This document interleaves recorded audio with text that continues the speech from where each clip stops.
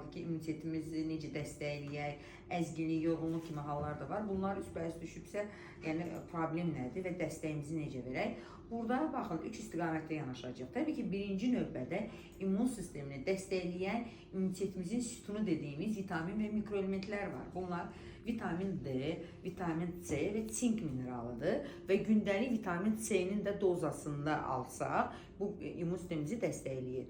Halbuki indiki dövrdə isə qidaların tərkib dəyişib, artıq torpaqlarımızda da o vitamin və minerallar həmin dozada deyil deyə biz çox ciddi şəkildə bütün insanlar, yəni qlobal dünyanın problemidir, vitamin və mineral əksiliyini yaşayırıq və bu dəstəyi sadəcə qida ilə vermək kifayət etmir. O yüzden de biz supplement, yəni BAD olaraq, bioloji qida əlavələri olaraq dəstəkləyici terapiya kimi kənardan verməmiz mütləqdir. Çünki baxın, əvvəllər sutkalıq tələbata uyğun olan doza deyilirdi. Artıq bu doza belə artıb.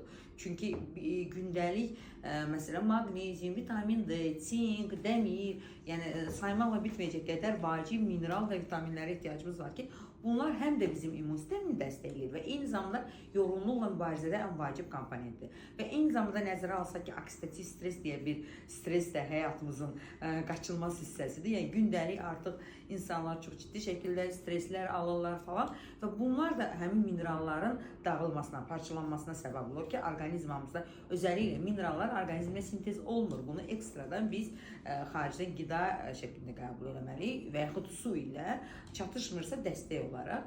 Və eyni zamanda xatırlatmaq istərdim ki, insanlar bu kimi simptomlardan əziyyət çəkəndə əzginlik, apatiya, yorğunluq düşünürlər ki, hə, kafein ağırlıqlı içəcəklər ilk çıxış yoludur və kofelərə çox üstünlük var, kafein ağırlıqlı içkilərə, qara çaya da xüsusilə.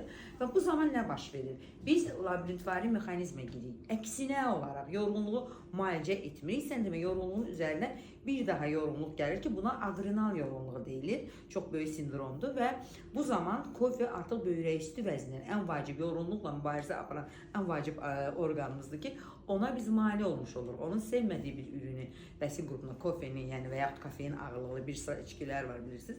Onları ötürmüş oluruq. O yüzden də bu artıq getdikcə bu mexanizm pozulur. Ona görə də mən insanları çağırıram, mütləq mineral və vitamin əskikliyinizin səbəbini bilin, normativ nə qədərsə o normativi qoruyub saxlamaq üçün dəstək terapiyanı alın.